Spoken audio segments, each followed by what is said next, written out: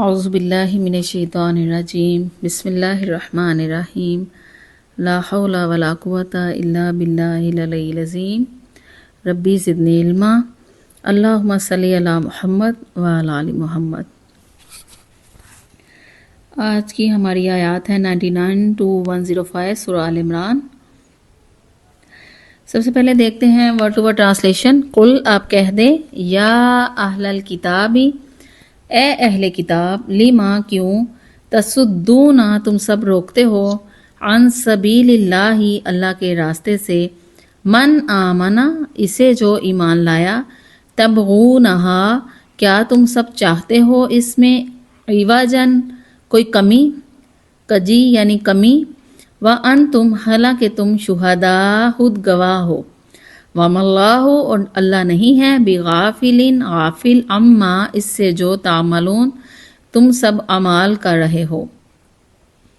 یا ایھا الذین اے وہ لوگو جو آمنو سب ایمان لائے ہو، ان اگر تطیعو تم سب مان لوگے، فریقاً ایک گروہ کی بات، من الذین ان لوگوں میں سے جنہوں نے اوتو جن کو سب کو کتاب دی گئی، الکتاب کتاب، یردوکم وہ سب لوٹا دیں گے تمہیں، بعد ایمانکم تمہارے ایمان لانے کے بعد، کافرین سب کو کفر کی حالت میں، وکیفا اور کیوں کر، تکفرون تم سب کفر کرو گے، وانتم حالانکہ تم تتلا تم پر تلاوت کی جاتی ہیں، علیکم تم پر، آیات اللہ اللہ کی آیات، وفیکم اور تم میں، رسول اس کا رسول موجود ہے، ومن اور جو یعتصم مضبوطی سے تھام لے گا، باللہ اللہ کو، اللہ کی رسی کو، اللہ کو، فقط تو ضرور، ہدیہ اس کو ہدایت مل جائے گی، الی صراط مستقیم سیدھے راستے تک۔ یا ایھا الذین اے وہ لوگو جو آمنو سب ایمان لائے ہو، آمنوا اتقوا اللہ اللہ سے ایسے ڈرو سب ایمان والو، حق تقاتہ حق ہے اس سے ڈرنے کا، ولا تموتن اور تمہیں ہرگز موت نہ آئے، الا مگر، وانتم اس حال میں کہ تم مسلمون سب مسلمان ہو، واعتصموا اور تم سب مضبوطی سے تھام لو، بحبل اللہ اللہ کی رسی کو، جمیعاً سب مل کے، سب جمع ہو کر، اور لا تفرقوا تم سب تفرقے میں نہ پڑو، واذکروا اور تم سب یاد کرو، نعمت اللہ اللہ کی نعمت کو، علیکم جو اس نے تم پر کی، اذ کنتم جب تم تھے، اعداء دشمن، فألف تو اس نے الفت ڈال دی، محبت ڈال دی، بین قلوبکم تمہارے دلوں میں، فاصبحتم تو تم ہو گے، بنعمتہ اس کی مہربانی سے، اخوانا بائی بائی، وکنتم اور تم کھڑے تھے، اعلی شفا حفرۃ گرے آگ کے کنارے پر، آگ کے گرے کے کنارے پر، من النار فانقذکم تو اس نے بچا لیا تمہیں، منہا اس دوزخ سے، کذالک اسی طرح، یبین اللہ اللہ بیان کرتا ہے، لکم تمہارے لیے، آیاتہ اپنی آیتیں، لعلکم تاکہ تم تہتدون سب ہدایت پا جاؤ، ولتکن اور چاہیے کہ تم ہو، منکم تم میں سے، امتن ایک گروہ، یدعون وہ سب دعوت دیتے ہوں، الی الخیر بھلائی کی طرف، ویکمرون اور وہ سب حکم دیتے ہوں، بالمعروف نیکی کا، وینہون اور وہ سب روکتے ہوں، عن المنکر برائی سے، واولئک اور وہی لوگ، ہم المفلحون ہی سب فلاح پانے والے ہیں، ولا تکونوا اور تم سب مت ہو، کالذین ان لوگوں کی طرح، جو تفرقوا جو سب تفریق ہو گئے، بٹ گئے فرقوں میں، واختلفوا اور ان سب نے اختلاف کیا، من بعد ما اس کے بعد کہ، جاءہم آگے ان کے پاس، البینات روشن دلائل، واولئک اور وہی لوگ ہیں کہ، لہم ان کے لیے، عذاب عظیم بڑا عذاب ہے۔ یہاں تک ورڈ ٹو ورڈ ٹرانسلیشن 105 آیت تک ہمارا کمپلیٹ ہوا۔ اب ہم ان آیات میں عربک کے ورڈز دیکھتے ہیں جو ہمارے لیے نئے ہیں. آیت نمبر 99 میں دیکھیں، تصدونا، سواد دال دال اس کے روٹ ورڈز ہیں، روکنا. ٹھیک ہے، یہ عربی کا ورڈ ہے تصدونا، تم سب روکتے ہو. اب اس میں دیکھیں عن سبیل اللہ بھی، سبیل اللہ بھی عربی کا ورڈ ہے، لیکن چونکہ ہماری اردو میں بہت زیادہ ہم یوز کرتے ہیں اللہ کے راستے سے، تو یہ ہمارے لیے نیا نہیں ہے. اب اس کے بعد نیکسٹ ورڈ دیکھیں، تبغونہا، کیا تم سب چاہتے ہو اس میں، ہا اس میں، تا تم، اور با اور غین اور واو نون اس میں جمع کے لیے، اور با اور غین اس میں جو روٹ ورڈز ہے اس کا، اور عربی کا ورڈ ہے یہ. کیا تم سب چاہتے ہو اس میں، عوجن، یہ عربی کا ورڈ ہے اور اس کا مطلب ہے کوئی کمی، کوئی نقص، جیسے کسی چیز میں کوئی نقص رہ جائے. اور شہداء دیکھیں، گواہی دینا. باقی اس کے اندر نیکسٹ ورڈ بھی غافلین، تعملون ہیں، جو کہ ہم بار بار پڑھ چکے ہیں، ریپیٹڈ ورڈز ہیں. آمن ہو تو تی ہو، فریقن.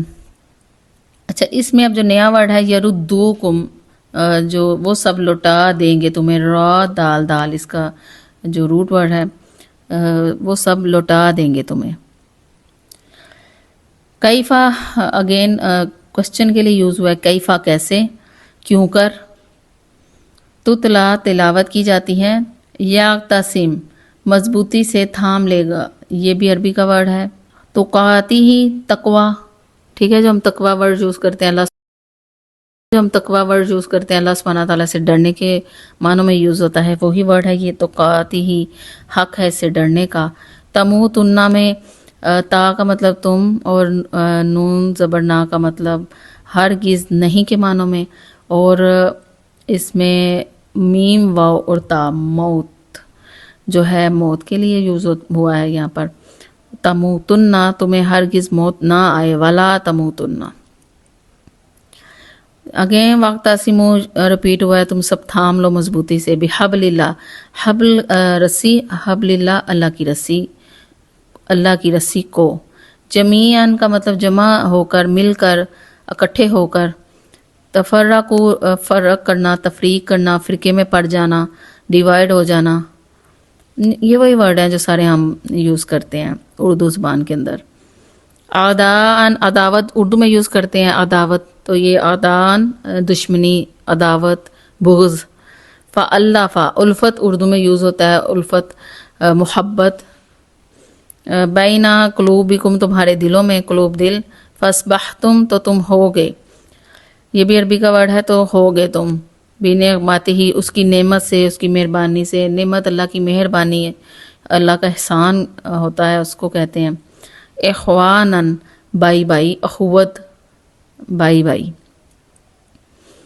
شفا جو ہے گرے کے کنارے، شفا علا پر، شفا کنارے، خفراتن گرے کے کنارے پر. نار آگ. فانقذکم، عربی کا ورڈ یہ سارے شفا خفراتن فانقذکم، تو اس نے بچا لیا تمہیں. یبین اللہ، اللہ بیان کرتا ہے.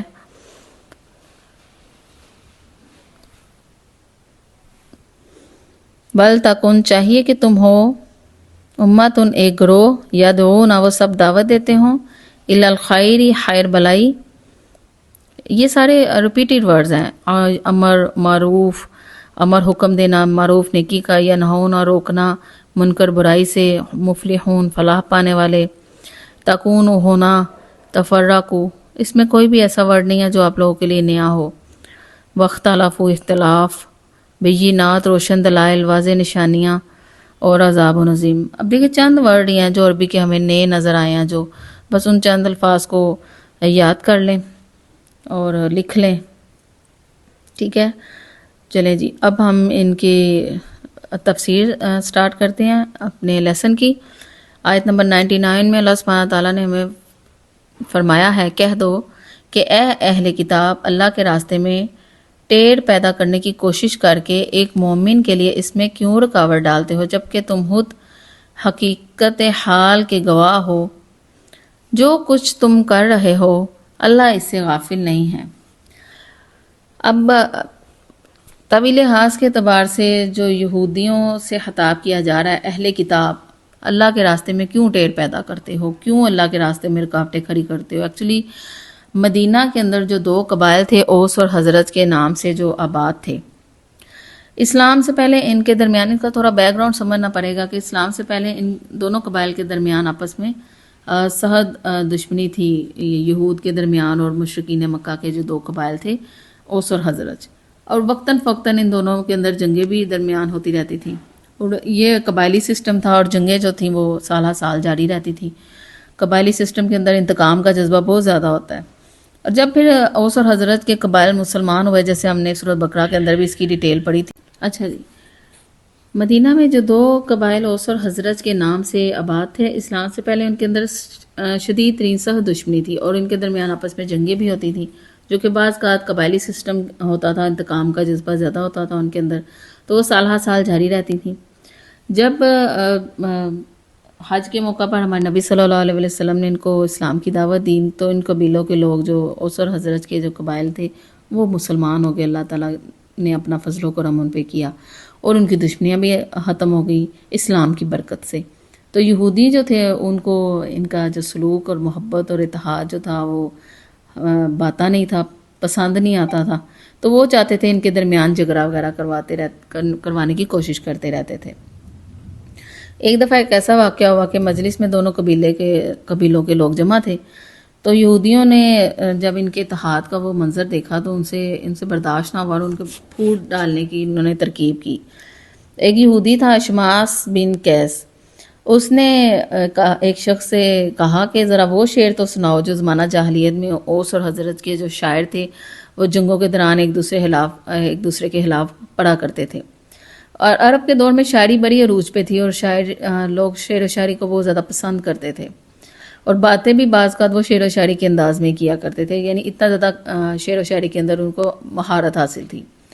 تو اس شخص نے وہ شعر سنانے شروع کیے جو زمانہ جاہلیت کے اندر ان کو آپس میں جو دشمنی جب تھی تو وہ پڑھا کرتے تھے.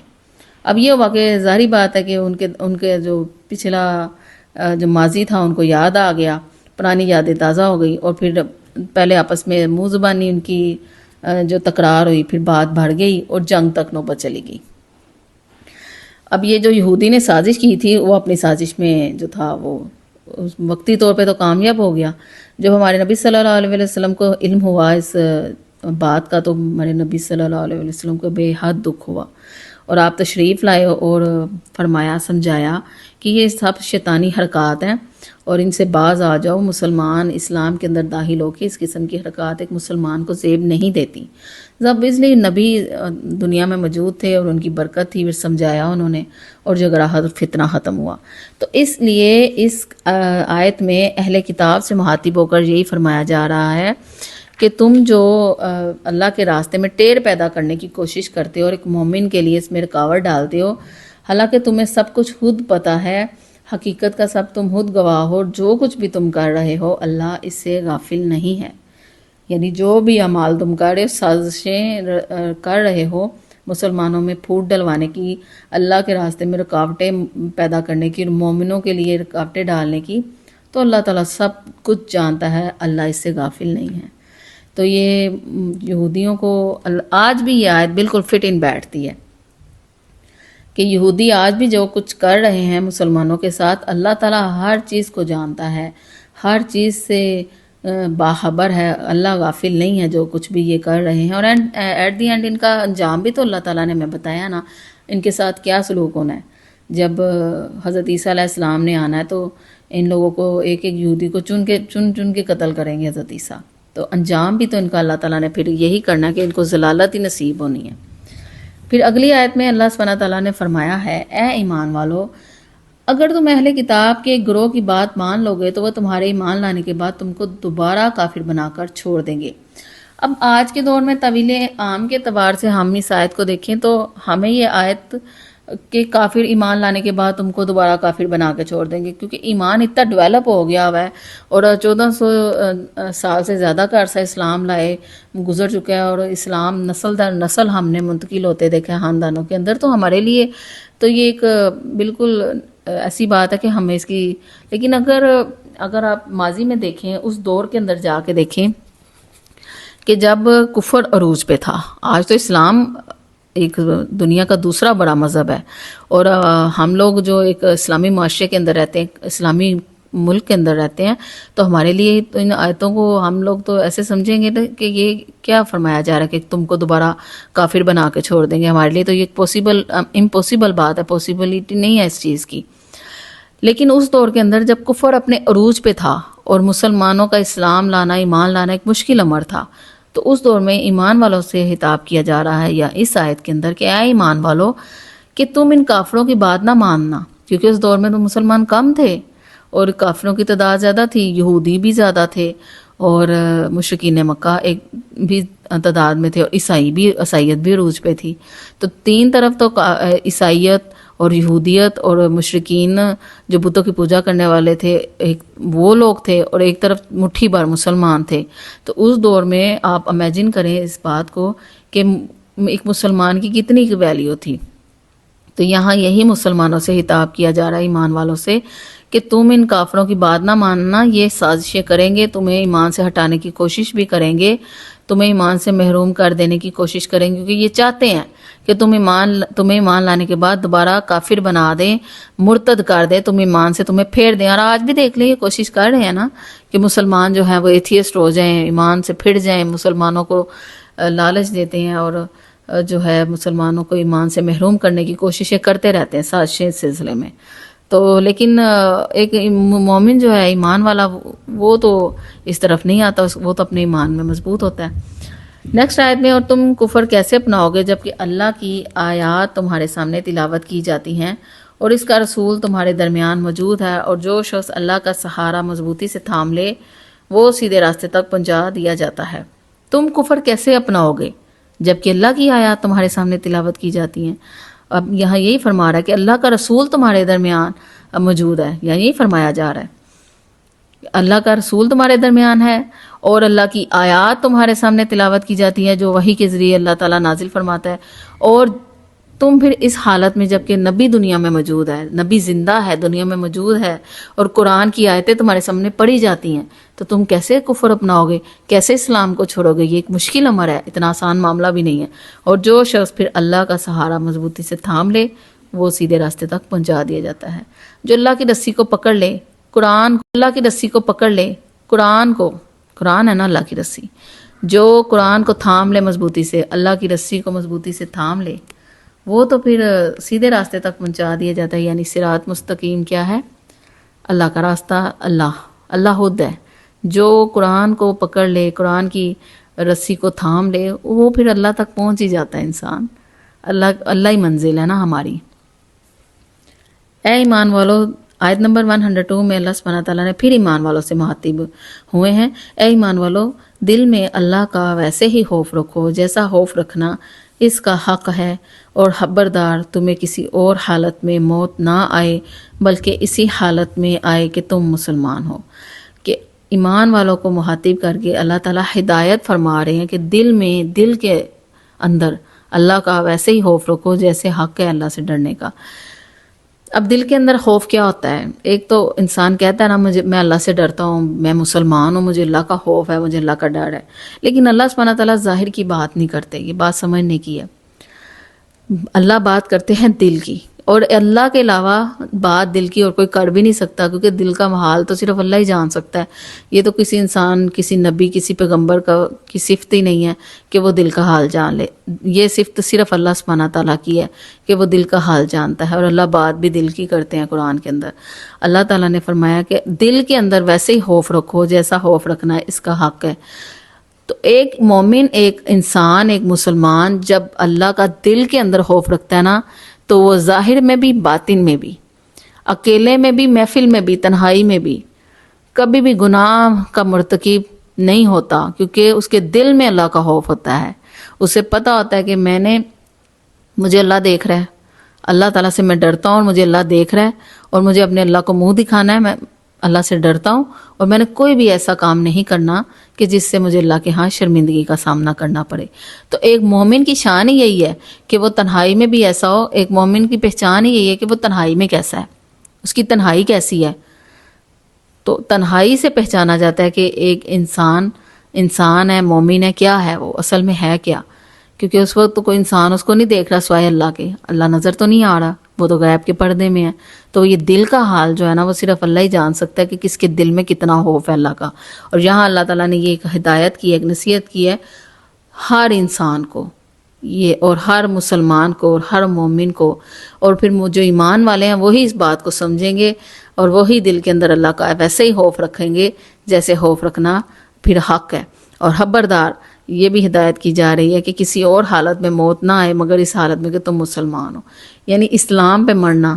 جس دور میں یہ آیتیں نازل ہوئی تھی اس دور میں تو اسلام لانا، آج کے دور میں تو پریکٹس میں آ چکا ہے نا اسلام. نسل در نسل پریکٹسنگ مسلمان پیدا ہو رہے ہیں نا خاندانوں کے اندر. تو اس دور میں تو مٹھی بھر مسلمان تھے اور اسلام بچانا مشکل ہوا تھا. مسلمان سختیاں برداشت کر رہے تھے، جنگیں، غزوات اور شہادتیں اور سختیاں، مظالم، چاروں طرف سے جو تھا دشمن کے خطرے منڈلا رہے سروں پہ. تو اس دور کے اندر اسلام پہ مرنا بڑا مشکل تھا. تو اس لیے فرمایا جا رہا ہے کہ تمہیں کسی اور حالت میں موت نہ آئے مگر اسی حالت میں کہ تم مسلمان ہو. یعنی اتنے سخت حالات کے اندر اپنے ایمان کو بچا کے مرنا، اپنے ایمان کو بچا کے دنیا سے چلے جانا، بس یہی کامیابی ہے. آپ آج بھی امیجن کر لیں کہ اگر ہم کسی ایسے کنٹری کے اندر ہوں جہاں پہ مسلمان کم ہوں، یہودی زیادہ ہوں، عیسائی زیادہ ہوں، کسی اور مذاہب کے لوگ زیادہ ہوں، تو اب آج کے دور میں تو کوئی کسی کو تنگ نہیں نہ کرتا. آج کے دور میں تو ایسا نظام بن چکا ہے کہ ہر بندے کو کہا جاتا ہے کہ ہر بندہ اپنے مذہب پہ پریکٹس کرے، کوئی کسی کو تنگ نہیں کرے گا. مذہبی آزادی ہے اور یہ دی بھی اسلام نے ہے. تو آج تو اس چیز کی پریکٹس ہو گئی ہوئی ہے کہ آپ کافروں کے ملک کے اندر بھی ہیں تو اسلام جو ہے آپ پریکٹس کر سکتے ہیں، کوئی اس میں ایشو نہیں ہے. احترام ہی کیا جاتا ہے، احترام مال، احترام جان، احترام مذہب ہر ملک کا حصہ. لیکن آج کے اس دور کے اندر تو یہ چیزیں نہیں تھیں. اس دور میں تو ایک مسلمان جو تھے وہ چھپ کے دین اسلام کے مطابق عمال کیا کرتے تھے، اور نمازیں بھی بعض کا مکہ کے اندر مسلمانوں نے چھپ کے ادا کی ہوئی ہیں. تو اس دور میں ایمان بچا کے چلے جانا، اسلام پہ مرنا بڑا مشکل کام تھا. تو یہ صرف وہی جان سکتا ہے جو اس دور کے لوگ تھے. اور پھر جن لوگوں نے ایسے اسلام کے اوپر اپنی جانیں دیں اور اسلام کی حالت میں، مسلمان کی حالت میں دنیا سے چلے گئے، تو یہ ایک بڑا کمال تھا اس دور کے اندر. اور آج بھی فتنوں کا دور ہے اور جگہ جگہ فتنے ہیں اور بہت سے مسائل ہیں. تو آج کے دور میں بھی ایک انسان گناہوں سے بچ جائے. آج کے دور میں بھی یہ چیز اس طرح ہے نا کہ آپ دیکھیں انٹرنیٹ کا دور ہے اور ہر ہاتھ میں کے اندر موبائل ہے، ڈیوائس ہے، اور ہر چیز انسان کے ہاتھ کے اندر ہے.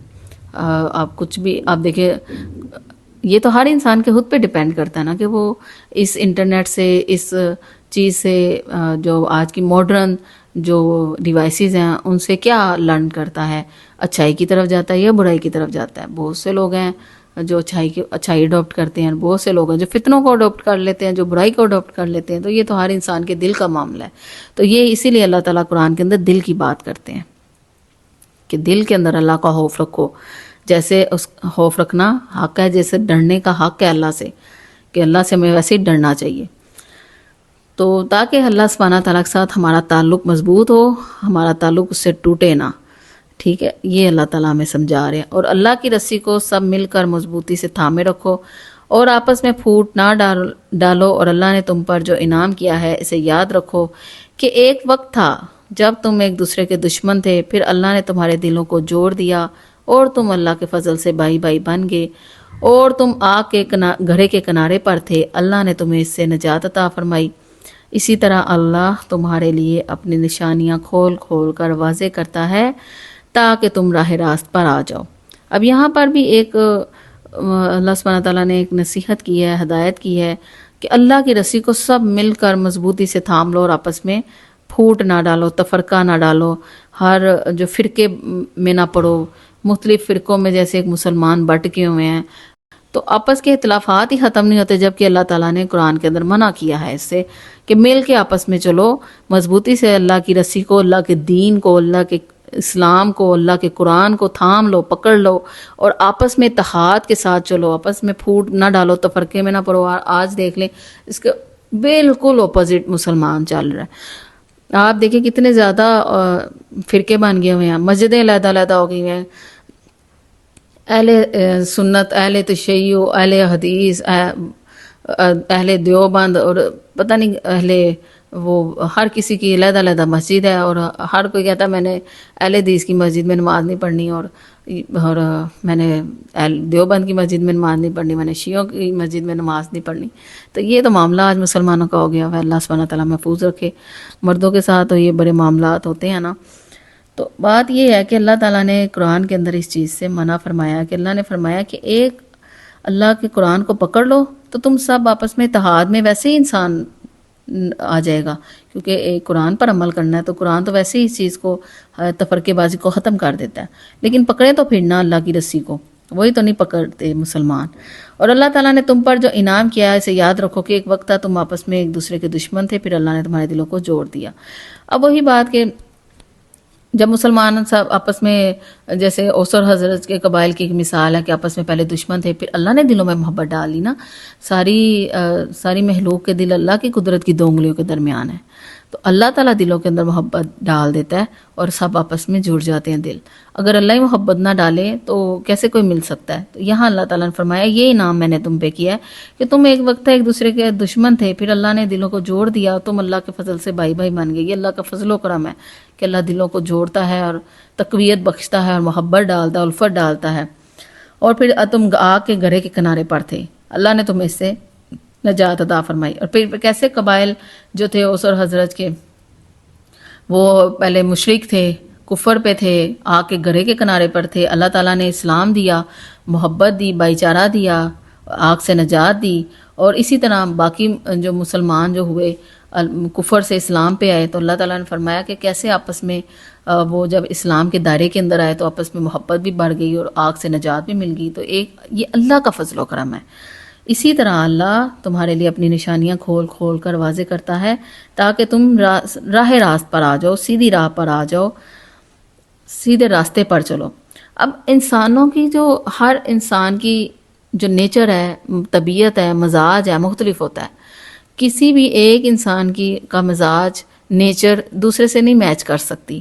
طبیعتوں کے اندر اختلاف ہوتا ہے, اسی لیے مختلف رائے ہوتی ہے نا ہر انسان کی, کہ کسی کی کوئی رائے ہوتی ہے, کسی کی کوئی رائے ہوتی ہے, تو اختلاف رائے بھی پیدا ہو جاتا ہے.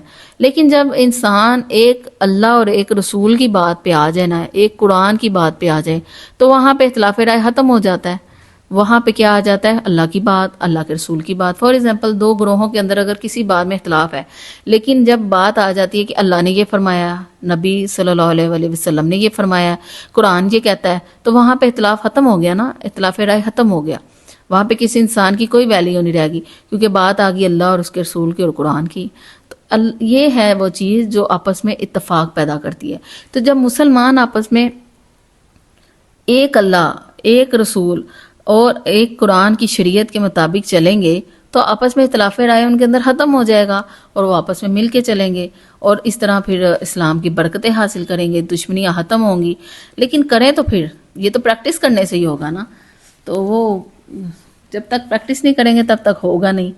تو اللہ سبحانہ تعالیٰ نے تو یہی قرآن کے اندر حکم دیا ہے یہاں اس آیت نمبر 103 میں سورۃ آل عمران, کہ آپس میں بھائی بھائی بن جاؤ. اور جو ہے اللہ نے نعمتیں دی ہیں تمہیں کہ تمہارے اندر سے دشمنیاں اور نفرتیں جو ختم کر کے دلوں کو جوڑ دیا ہے, تو تمہیں نجات دی ہے آگ سے. تو آپس میں بھائی بھائی بن کے رہو, تفرقے بازی میں نہ پڑو, اور اللہ کے دین کی, ایک اللہ کے دین پہ آ جاؤ. تو آج بھی اس چیز کی اشد ضرورت ہے مسلمانوں کو, شدید ضرورت ہے کہ مسلمان آپس میں تمام اختلافات ختم کر کے ایک اللہ کے دین پہ آ جائے, ایک قرآن پہ آ جائے.